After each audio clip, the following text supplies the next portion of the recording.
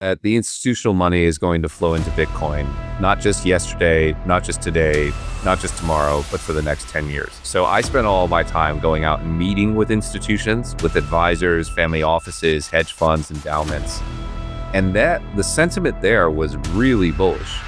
So I know the sentiment in crypto retail was like at all-time lows, but when you go out and meet with these other people, they're extraordinarily excited. This is the first time they've been able to access this space. They see that it's becoming more institutional in nature. They see the positive regulatory environment.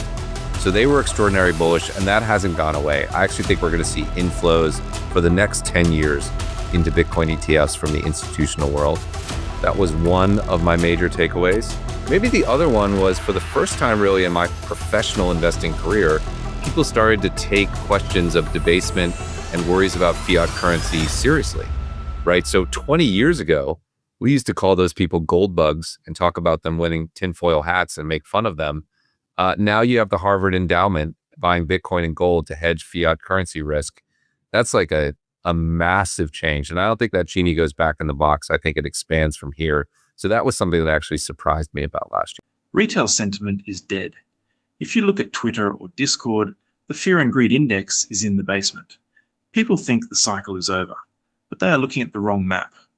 While retail is licking its wounds, the smartest money in the world is doing something they've never done before.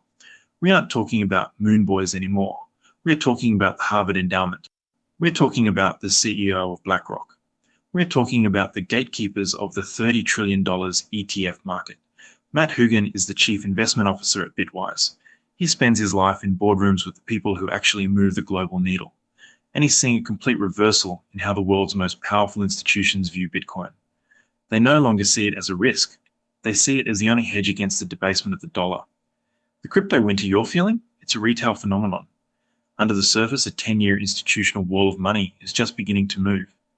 Here is exactly what Matt is seeing behind closed doors. I mean, I think all dollar payments and all small currency payments are going to be stable coins in the next 10, 15 years. I think all assets are going to be tokenized and moving on chain.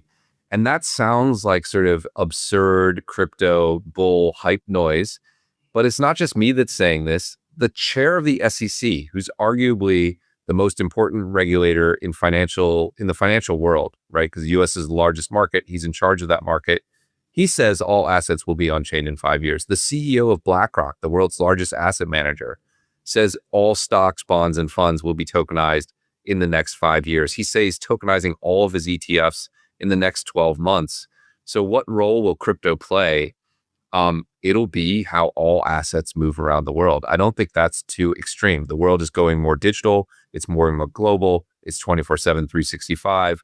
The existing financial infrastructure can't deliver for that. Crypto is the only thing that can.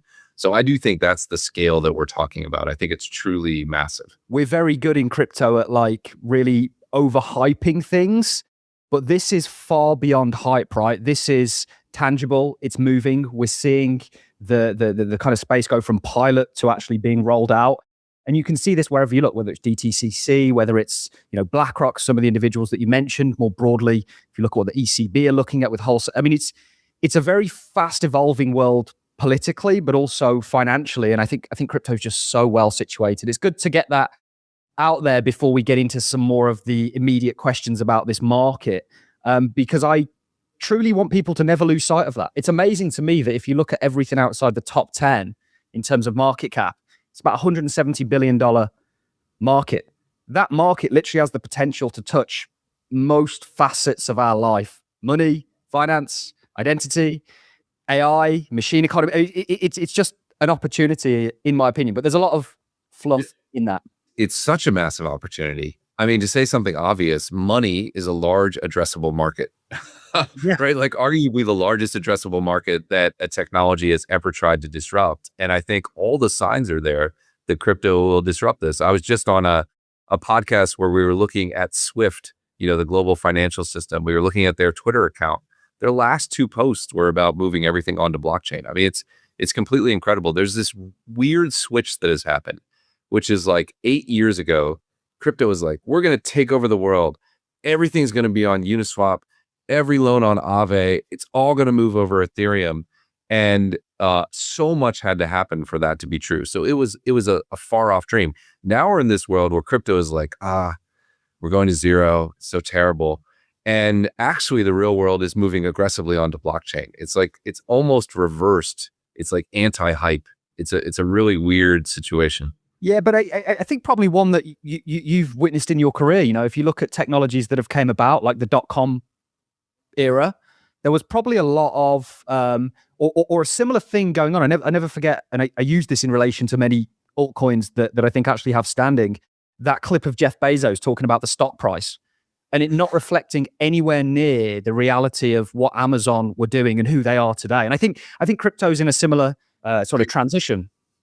I couldn't agree more. And you have the same skepticism around every disruptive technology, right? Nobel Prize winning economist Paul Krugman said the internet will never amount to anything, right? Yep. You know, you had people say, I think, what did Steve Ballmer said? You'll sell 5 iPhones.